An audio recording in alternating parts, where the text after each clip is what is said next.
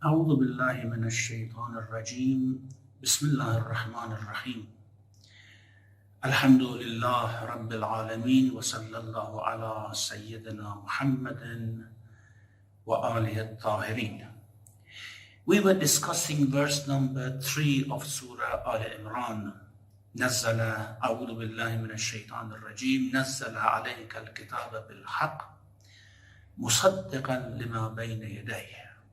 We discussed this. He sent down to you the book with truth, and a book which confirms what book went before it, and وَأَنزَلَ التَّوْرَاةَ وَالْإِنْجِيلَ. Of course, this is covered in the books that were mentioned in the beginning of the verse about whatever book which went before it. However, because these are the two most important books, and especially the available books at the time of the Prophet, peace be on him, and the Jews and Christians were in constant dialogue with the Prophet, and especially in this case when we have a dialogue with the Christians of Najran going on in this surah with the Prophet, peace be on him. So the mention of Torah and Injeel is very important. وَأَنزَلَ التَّوْرَاةَ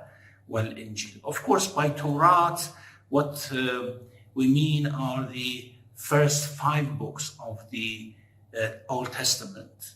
The books which were revealed to Musa alayhi salam, or part of it. We are not very sure about the history of the Torah, but the Pentateuch, the first 5 books of the Torah, are certainly or probably meant here the Genesis, Exodus, Leviticus, Numbers, and Deuteronomy. These are the 5 books of the Torah, and probably other books of the Old Testament are not meant here, which were written later on. The Torah itself, of course, was the book that, as we know, as the Quran explains, was written by God on the alwah, on the tablets, and given to Banu Israel. Literally, Torah, which is a Hebrew word, mean instruction or Sharia, teaching, law. So he has already sent a book which comprises of laws and instructions. And also he has sent Injeel, as they call it, Evangel, which there's a difference about the root of the word, most probably from Greek, meaning good news. Whatever the case, the Quran uses the term as a book which was given to Isa alayhi salam. Now, whether that book was written or not written, we don't know. As I have mentioned several times before, the current gospel which is available for us is not the Injeel which was sent to Isa alayhi salam. It is a sort of account of Jesus' life, which certainly contains many teachings of the Injeel which was revealed to Isa alayhi salam. And therefore, when here Allah mentions Torah and Injeel, as Allah Taba'i mentions, it indicates that, of course, at least partially, many teachings of the Torah and Injeel are those which were revealed by Allah subhanahu wa ta'ala. So, وَأَنزَلَ التَّوْرَاةَ وَالْإِنْجِيلَ مِنْ قَبْلِ, before this book. وَأَنزَلَ التَّوْرَاةَ وَالْإِنْجِيلَ مِنْ قَبْلُ هُدًى لِلنَّاسِ. This is why, of course, Allah mentions that the Torah and Injeel, which were currently available with Jews and the Christians at the time of the Prophet, and also now, contain the teachings of Allah subhanahu wa ta'ala, although in Muslim understanding and according to the Quran, they have been subject to additions or deletions. Now,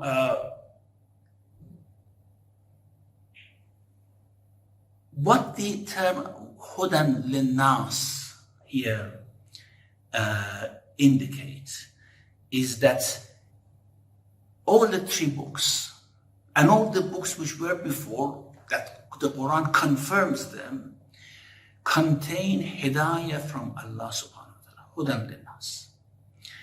This Hudan Linnas goes into the 4th verse because of the sort of rhyme of the verses. وَأَنزَلَ التَّوْرَاةَ وَالْإِنْجِيلَ مِنْ قَبْلِ هُدًى لِلنَّاسِ. Actually, min qabl goes into the 4th verse.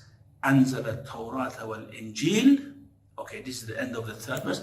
مِنْ قَبْلُ هُدًى لِلنَّاسِ, as a guidance for the people. Now, this guidance, as of course all of us believe that the heavenly books send instructions and guidance to us, as Allah actually promised us that when our parents were driven out of their garden, Allah told them that قُلْ نَحْبِطُوا مِنْهَا جَمِيعًا بَعْضُكُمْ لِبَعْضٍ عَدُوٌّ فَإِمَّا يَأْتِيَنَّكُمْ مِنِّي هُدًى فَمَنِ اتَّبَعَ هُدَايَ فَلَا خَوْفٌ عَلَيْهِمْ وَلَا هُمْ يَحْزَنُونَ, or فَمَنِ اتَّبَعَ هُدَايَ فَلَا يَضِلُّ وَلَا يَشْقَى, in different chapters of the Quran. Whoever follows my guidance, if my guidance comes to them, whoever follows those guidance, then of course they would have no fear and no sorrow. However, we know that this guidance has come to us, but many of us would not follow it. So this guidance is, or these sets of instructions, whether in terms of theology or in terms of law, are guidelines. Whoever sticks to them, then God would guide them in their hearts, and God would give them the Tawfiq to be able to go close to Him. We have to distinguish here between 2 types of hidayah that we can call al-hidayatul bayaniyya wal-hidayatul tawfiqiyya. Hidayatul bayaniyya is, of course, what we have in front of us, present with us, the books of Allah subhanahu wa ta'ala. These are al-hidayah al-bayaniyya. Allah has explained for us what is right, what is wrong, what should be believed, what should not be believed. These are the hidayah bayaniyya. If we believe in that, and if we commit ourselves to follow it, then there is that al-hidayatul tawfiqiyya. Allah will guide whoever He wishes. I think we have discussed this in details before. Allah will guide whoever He wishes, and those will be guided by God who commit themselves to this guidance. And therefore, hidayah and dhalala, guidance and misguidance, are only in the hands of Allah subhanahu wa ta'ala. However, they depend how we treat the hidayah al-bayaniyah, the guidance that Allah has sent down to us. And after mentioning this, وَأَنزَلَ التَّوْرَاةَ وَالْإِنْجِيلَ مِنْ قَبْلُ هُدًى لِلنَّاسِ وَأَنزَلَ الْفُرْقَانَ.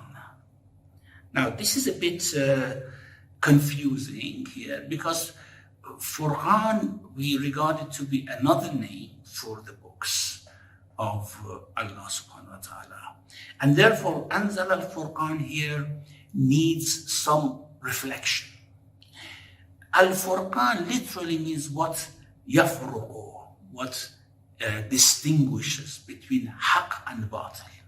What separates 2 things is Al-Furqan. So Anzal al-Furqan means what distinguishes, what enables you to distinguish between right and wrong.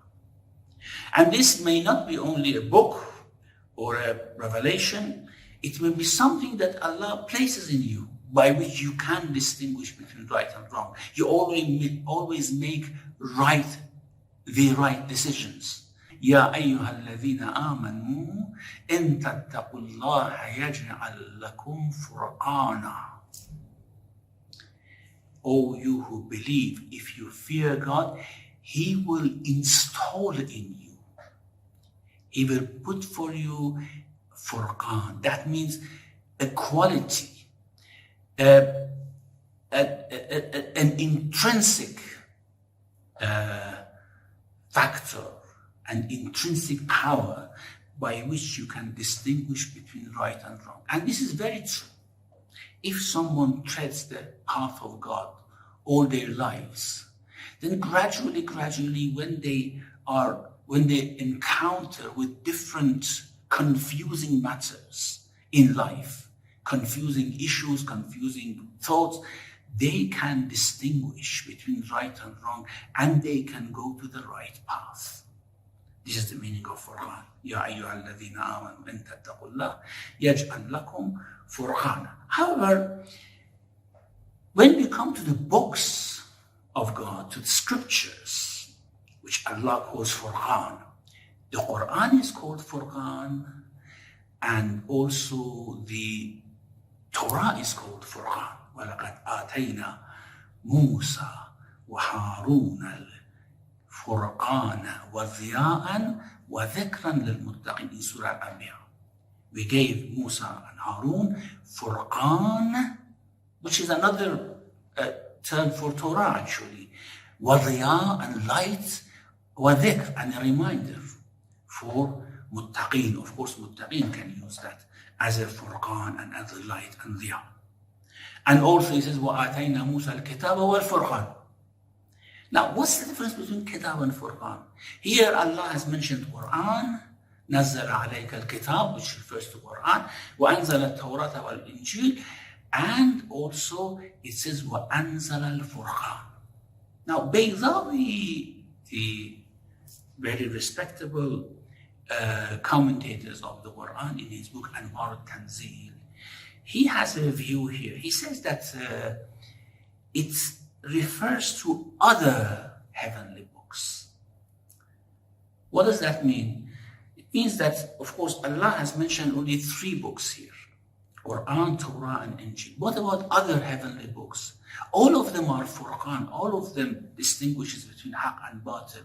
All of them distinguish between right decisions, wrong decisions, right actions and wrong actions. So, therefore, because these 3 were mentioned, Allah here is redressing by saying, وَأَنزَلَ الْفُرْقَانَ. His actually habit have been to send down things by which the human can distinguish between right and wrong. So he says, ذَكَرَ ذَلِكَ بَعْدَ ذِكْرِ الْكُتُبِ الثَّلَاثَةِ لِيَعُمَّ مَا عَدَاهَا. He has mentioned this after mentioning those 3 books to include all others. And, well, this is the view, but it doesn't go with the structure of the sentence very nicely. That's why we have other comments or explanations about the Furqan here. Many commentators say that it is an explanation of the books or part of the books. Now we'll come to this because the following verses also confirms this, that there are some parts of the book which are very clear. You cannot make mistake in understanding them. In verse number 7, actually, this is mentioned, هو الذي أنزل عليك الكتاب منه آيات محكمات هن أم الكتاب وأخرى متشابهات. Allah has sent down the book to you. Is another explanation for why Allah has mentioned Furqan here. That although some parts of the book may be not understood fully because they are mutashabahat, however, of course, there is Furqan in it as well, ayatun muhkamat, and then mutashabahat should be referred to Furqan. It means Allah has sent the book but hasn't left you in confusion. The book is a text. You may say, I didn't understand it clearly. It was not very clear. When Allah talks, for example, about his attributes, or when Allah talks about Isa being Ruh Allah wa kalimatuhu, I didn't understand what it meant. That's why I confused it. We'll come to this in verse number 7. That's is in fact an explanation for the Christians of Najran. We did not understand. That's why we were confused about Jesus, peace be upon him, for example. However, I have sent you the Furqan. These mutashabahat are those who want to go deeper into spirituality or a spiritual realm, understanding it. But for clarity, I have sent Furqan. That's إِمَّا يَأْتِيَنَّكُم مِّنِّي هُدًى. When Hidayah comes to you, follow it. So Furqan means actually those parts of the book of God in which there is no doubt. تبارك الذي نزل الفرقان على عبده ليكون للعالمين نذيرا. So Furqan has come down, and that's through the Furqan that the warning will come. Now here we have a couple of narrations which support and confirm this idea. In Sahih al-Sajjadiyya, in the dua of Imam Zainul Abidin alayhi salam, when he used to supplicate after finishing the Quran and the Khatm al-Quran, he said, وَفُرْقَانًا فَرَّقْتَ بِهِ بَيْنَ حَلَالِكَ وَحَرَامِكَ. About describing the Quran, of course. وَفُرْقَانًا فَرَّقْتَ بِهِ بَيْنَ حَلَالِكَ وَحَرَامِكَ وَقُرْآنًا أَعْرَبْتَ بِهِ عَنْ شَرَائِعِ أَحْكَامِكَ. So he uses both Furqan and Quran in the same way and for the same meaning. However, Furqan is something which very clearly distinguishes between halal and haram. And that's what we have in other narrations from Imams alayhi salam. In Al-Kafi, there's a hadith from Imam al-Sadiq alayhi salam which says, Al-Quran jumlatul kitab wal-Furqan al-muhkamul wajibul amal bih. Quran is the whole book, but Furqan are those verses which are unambiguous, muhkam, and acting according to them is obligatory, wajib. So here again we come to muhkam and mutashabih, which we, of course, explore in verse number 7. Also in Tafsir al-Qummi and Tafsir al-Ayyashi, another hadith, وَالْفُرْقَانْ هُوَ كُلُّ أَمْرٍ مُحْكَمٍ وَالْكِتَابُ هُوَ جُمْلَةُ الْقُرْآنِ. Kitab is the whole book. Furqan is those muhkam verses. Say, for example, when we come to Allah subhanahu wa ta'ala, there are certain verses which describe Allah as, for example, washing with his eyes or doing things with his hands. But of course there is a muhkam, laysa kamithlihi shay'un. Sabbaha lillah ma fi samawati wal ard. Subhanahu wa ta'ala. These are muhkam. He is not like anything that you can imagine, neither for hand or eyes or things like that. And if these verses are used, it's just to convey a meaning to us, and they become mutashabih, which should be understood in the light of muhkam. So, Al-Furqan huwa kullu amrin muhkam wal-kitab huwa jumlatul Qur'an alladhi yusaddaqu fihi man kana qablahu min al-anbiya. These are the actually terms, ayat, that the previous anbiya are confirmed and supported by it. And also another hadith from Imam Ja'far al-Sadiq. Again, all these narrations are from Imam Ja'far al-Sadiq. Al-Furqan kullu ayatin muhkamatin fil kitab. Every muhkam verse, unambiguous, is Furqan. So that makes a clear distinction between when we use Furqan to refer to the book and when we use the Quran to refer to the book.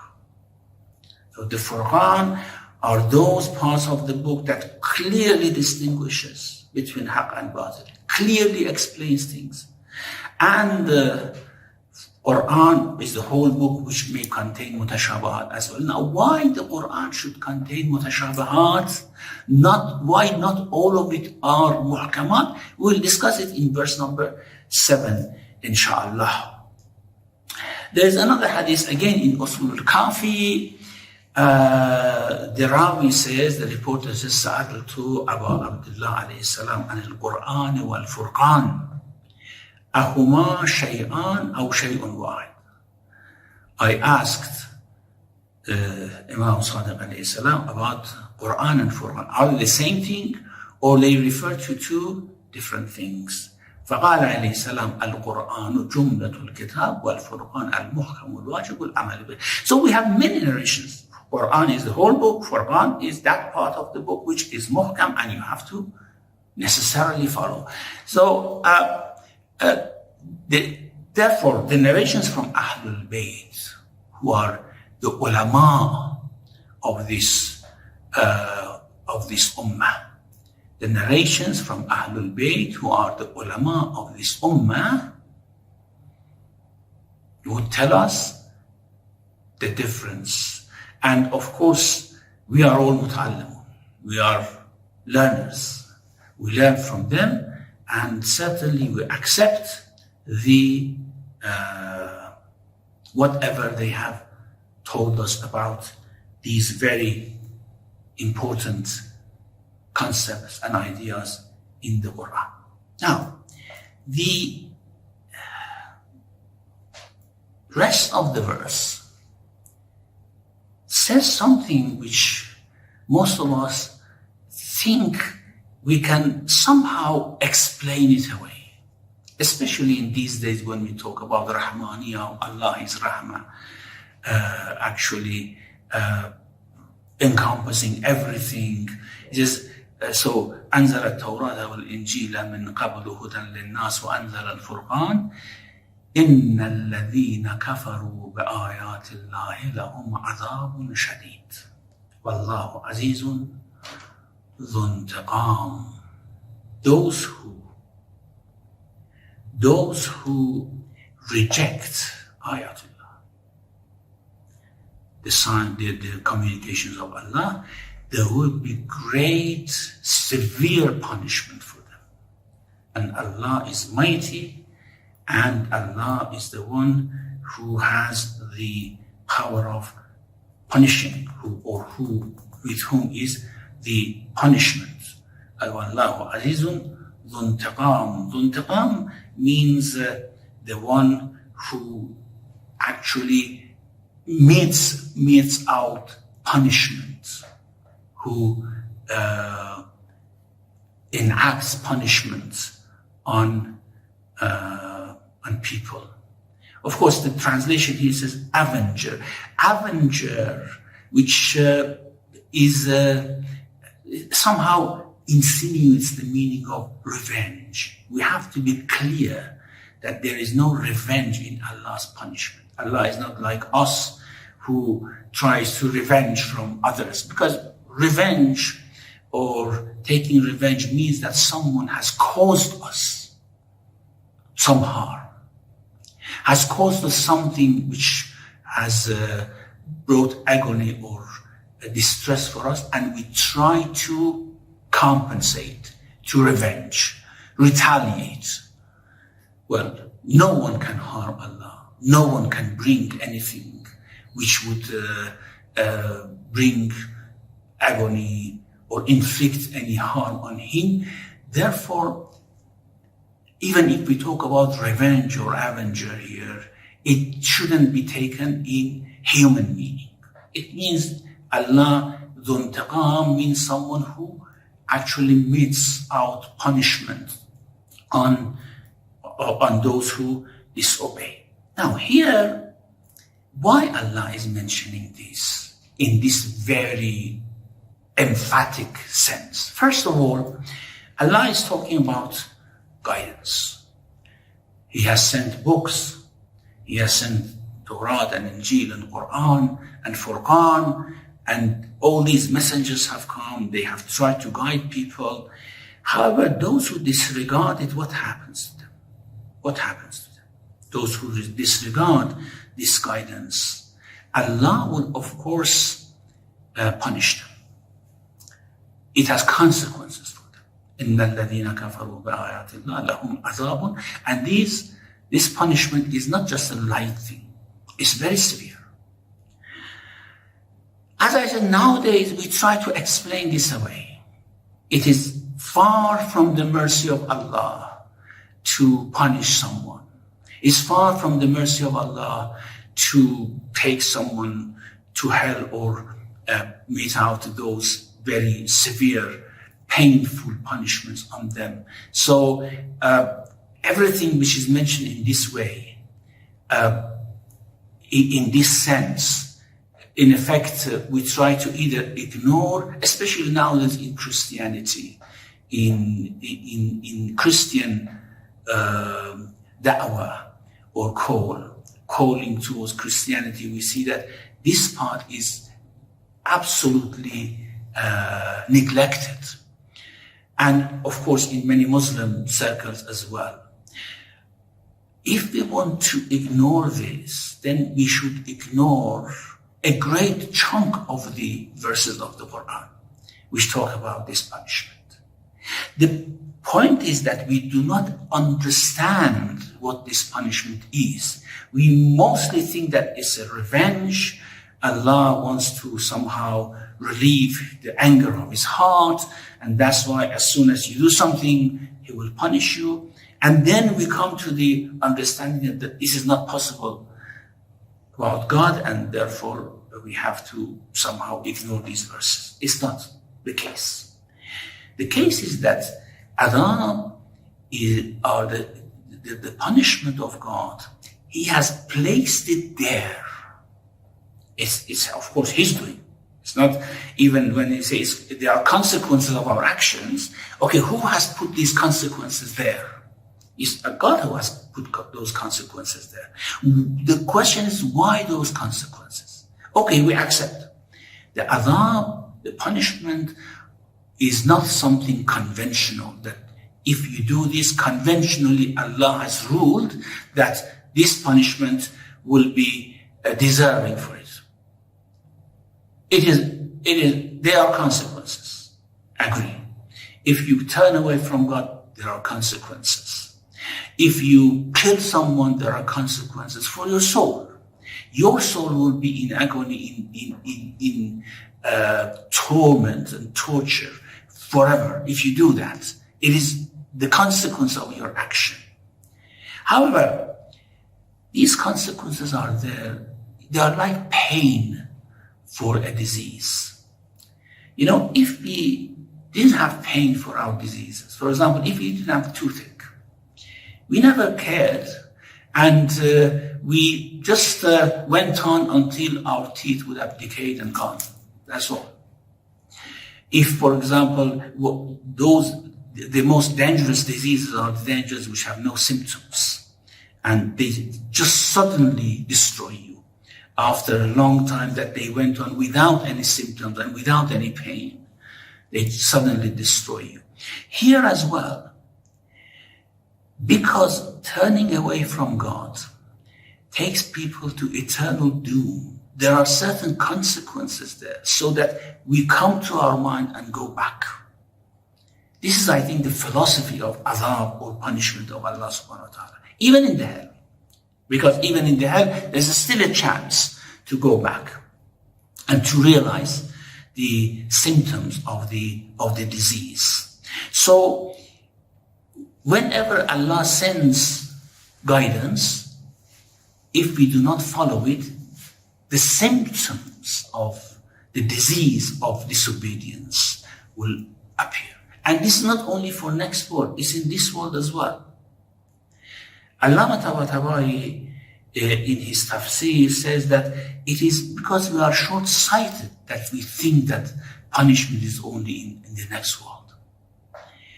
Even individually, in our heart and in our soul, when Allah says, Wallahu, inna Allah sari'ul hisab, Allah is quick in reckoning.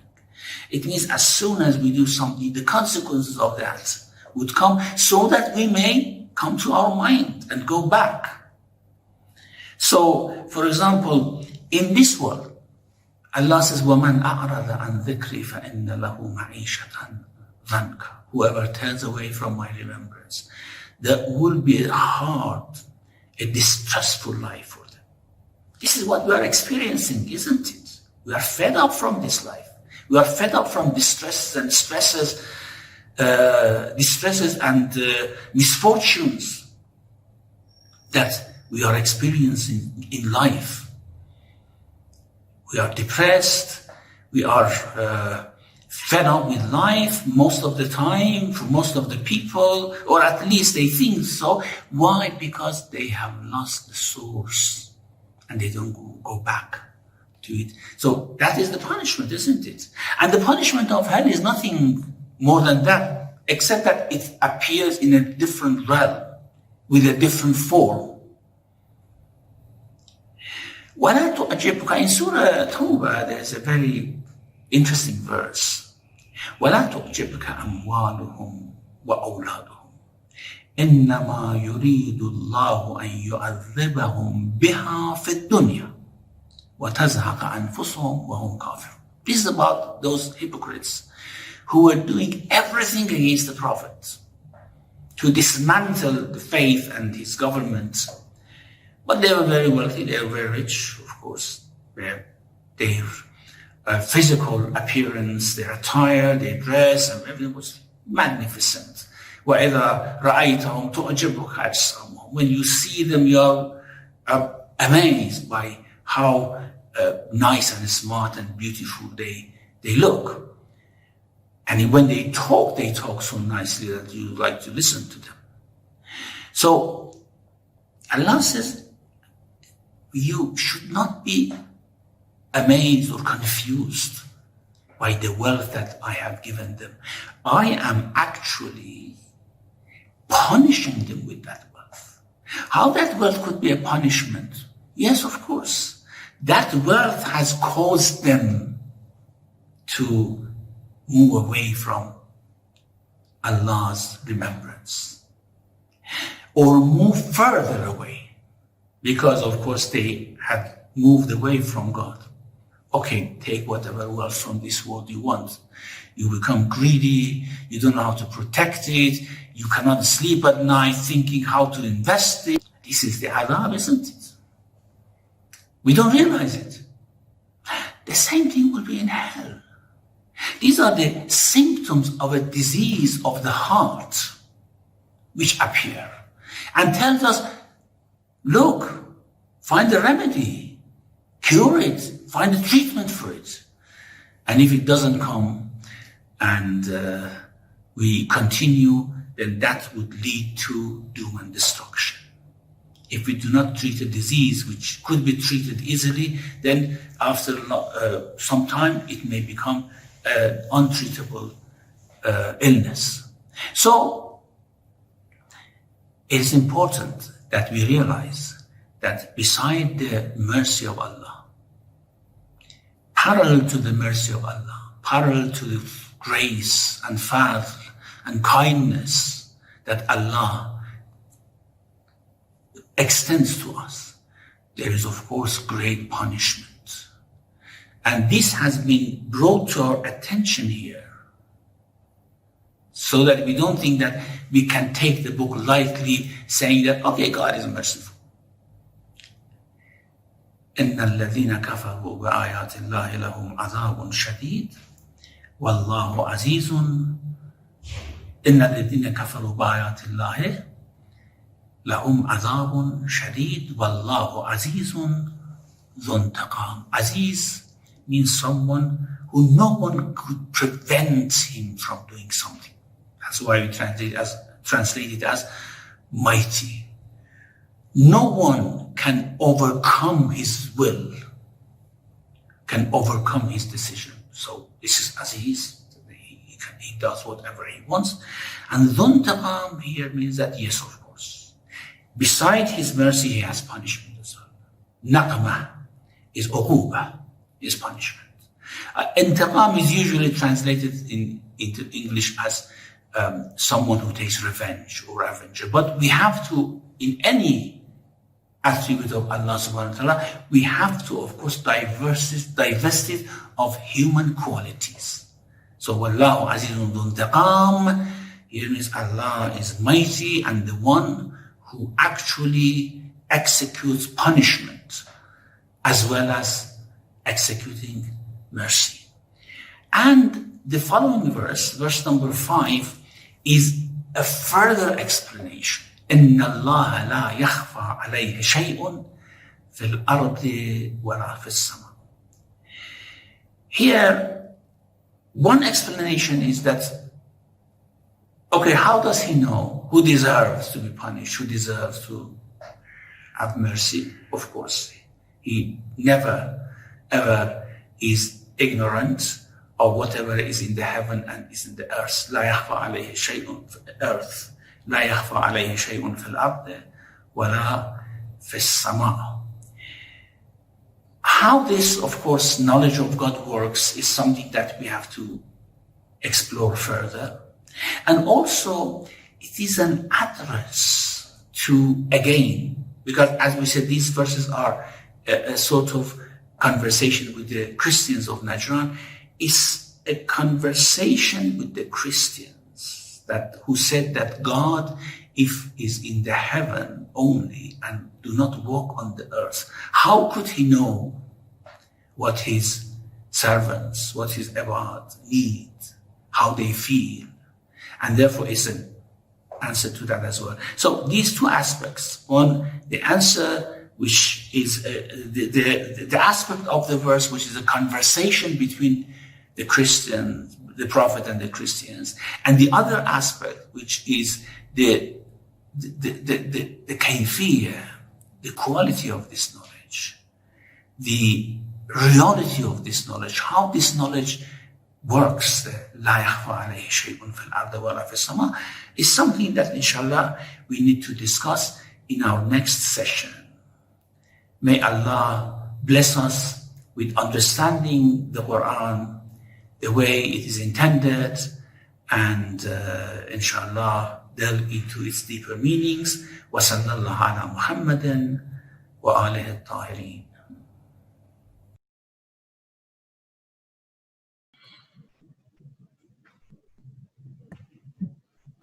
Thank you very much, Sheikh. Inshallah, you are keeping well. We have some time for the question and answers. So I think we have one question in the chat that we'll inshallah begin with.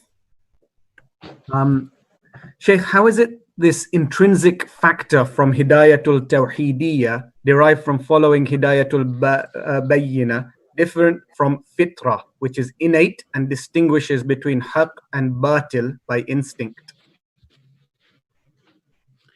Assalamu alaikum wa rahmatullah, everyone. Pleasure again to be with you, although through a virtual meeting. Well, we talked about two types of hidayah. Al-hidayah al-bayaniyah means a hidayah which explain what is the path, and hidayah al-tawfiqiyah. Tawfiq is a succor, is a support from Allah subhanahu wa ta'ala for the servants. This is what we call tawfiq. Now, Allah has given us two guidelines. One is what is in our fitrah, what is innate in us. We can judge alhamaha fujuraha wa taqwaha, judge between right and wrong. And also that is what is called the inner prophet. And also there is an outer prophet that brings the books for us and explained for us what already we know in our fitrah. All these are hidayah bayaniyah. Now, if we stick to this, if we commit ourselves, if we follow it, then Allah will guide our hearts. إِنَّكَ لَا تَهْدِي مَنْ أَحْبَبْتَ وَلَكِنَّ You cannot guide anyone you like. This is addressed to the Prophet, of course, we know. So Prophet bringing the Quran, trying to guide people, he cannot do that on himself. It is God who will guide the hearts. It is only him who's muqallab al-qulub, the one who turns the hearts. And that is, of course, a consequence of what we do, whether he turns it away from himself or he turns it towards himself. So the hidayah to tawfiqiyah, that which supports us, is after we have committed ourselves to the instructions and guidelines that are given in the book. And then as we go deeper and deeper, as we practice better, as we have longer practice of faith in our life, that hidayah will become more stable, and it sinks in, and gradually the heart turns towards Allah, away from the world towards Allah.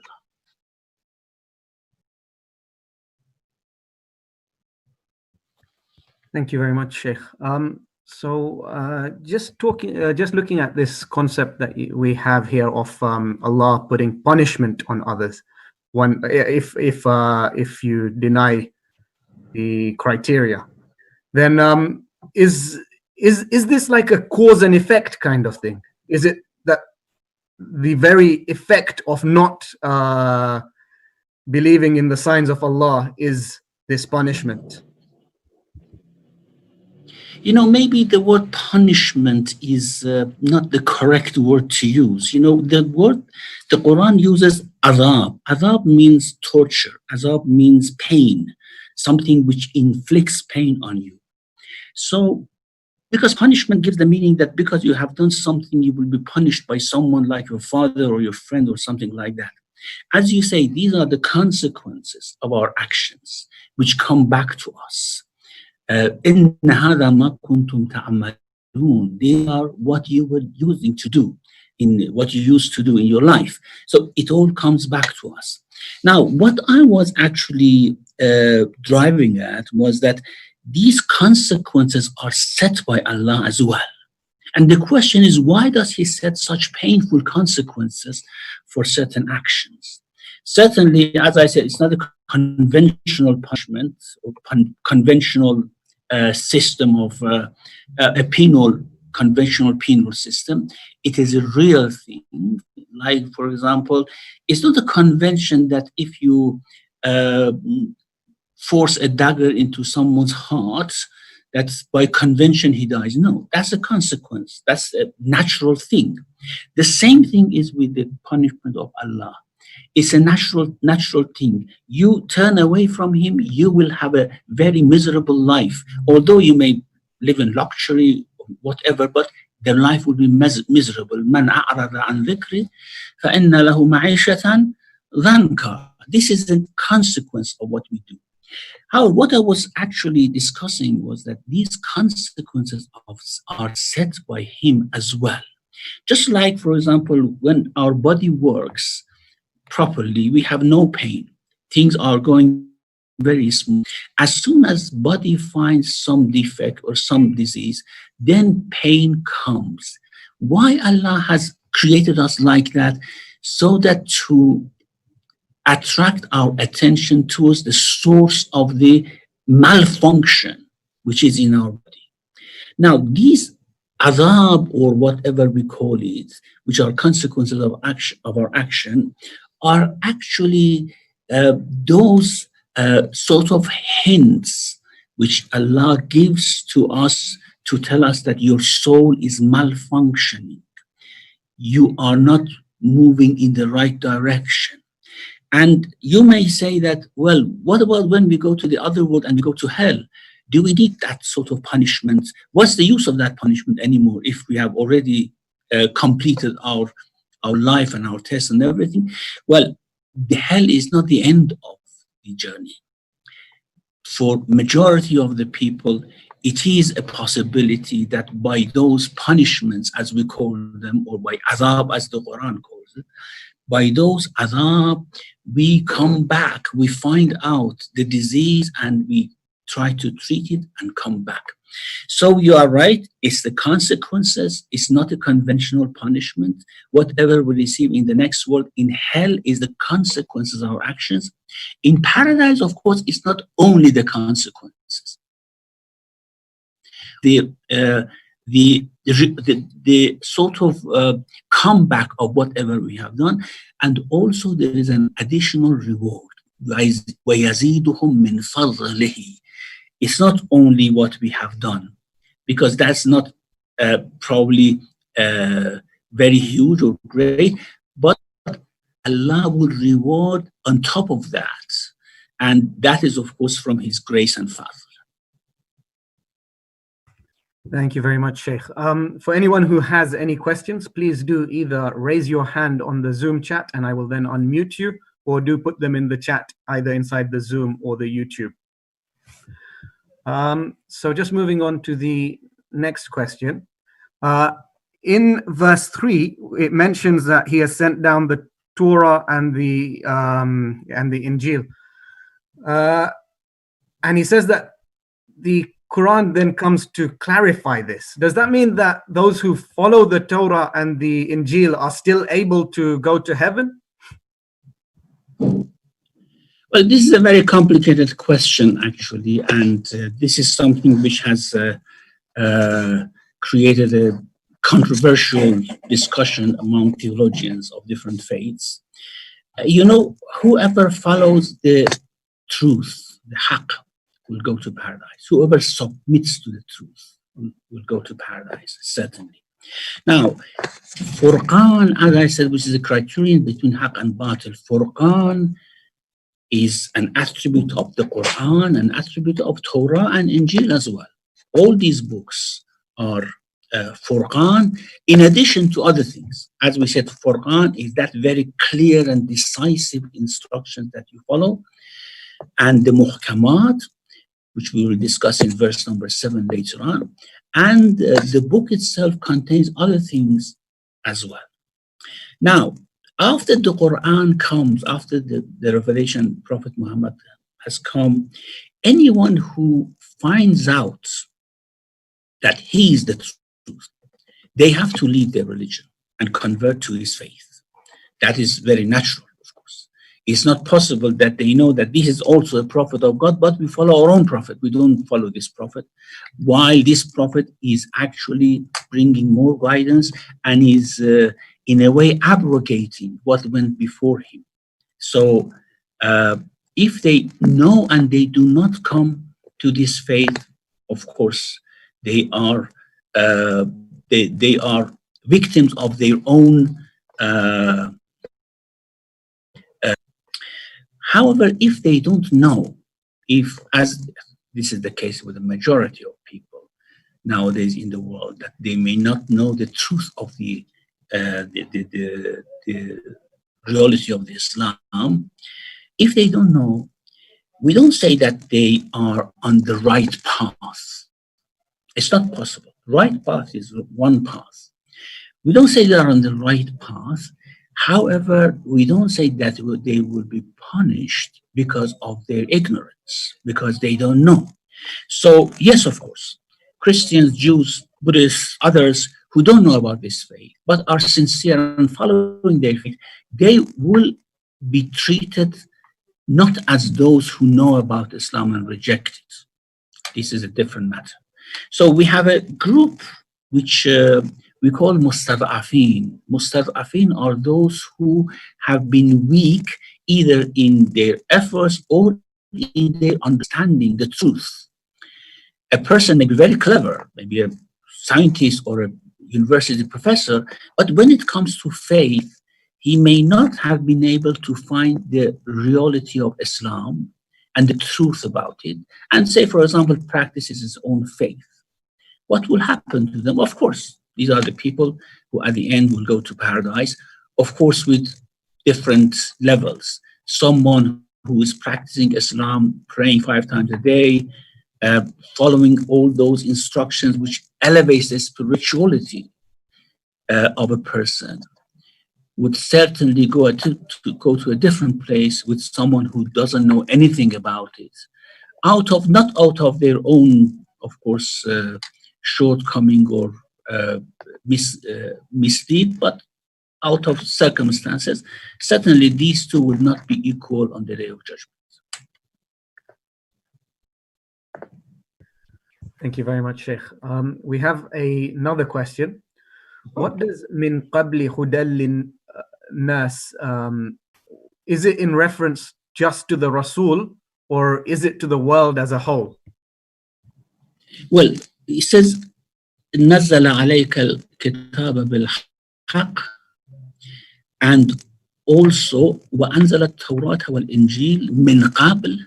He has sent the book to you with truth and has sent Torah and Injeel before that. هدى للناس, it means Quran, Torah and Injeel, they are guidance for the people. وأنزل التوراة والإنجيل من قبل هدى للناس وأنزل الفرقان. It means that with these three books came Quran as well. So all these books have been guidance. However, as we discussed before, God only has one religion, and this religion has been expressed in different books. The same thing has been expressed actually with different languages, and therefore the final version of this book is, of course, the most reliable and authentic version. Thank you. Following on from the last couple of questions, how do we know that our conception, understanding of Allah is the correct one, is that of haqq? Well, we never can know that, but we have people who are set as guides for us in that area.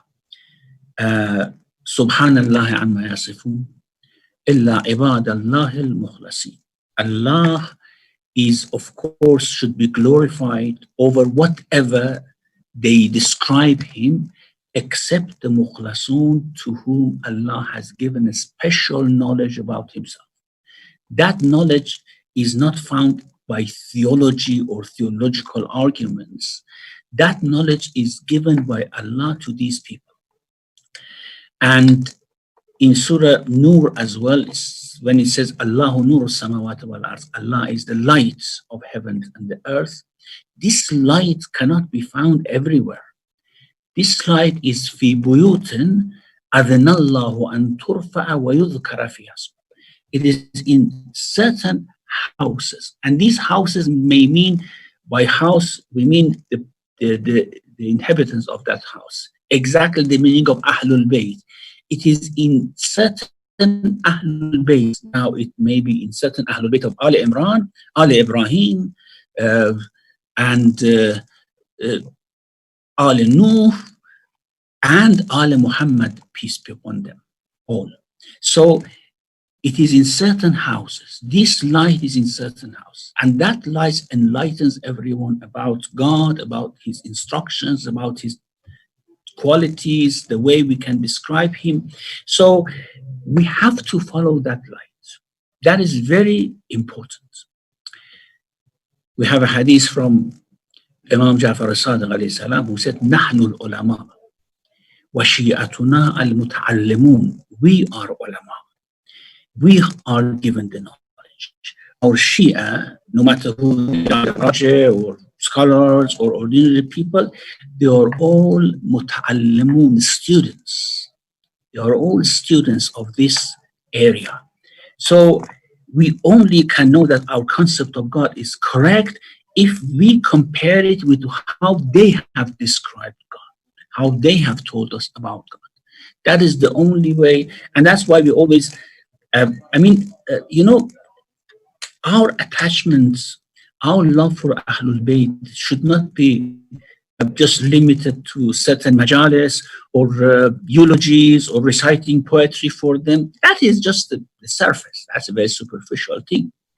Our attachment to them, our closeness to them, is with regards to how we learn from their knowledge, which they are the source of this knowledge. And that is why the only way we can make sure that we are learning, we know about God correctly, is when we compare what we say and what we believe with their knowledge. Thank you very much, Sheikh. I think we will end there. as we have come to the end of our time. Thank you very much. And are we okay to continue same time next week, inshallah? Inshallah, thank you so much. May Allah protect you. Wa sallallahu ala Muhammadin wa alihi tahirin. Before we fully end, just a couple of quick announcements. Inshallah, we are going to be having our regular Friday talk this Friday as well. The title of the talk is Modest Fashion, Commerce, Community and Controversy by Professor Rainer Lewis. Please do try and join us, and we will inshallah resume with the tafsir next Sunday at the same time as well. Thank you very much. Assalamu alaikum.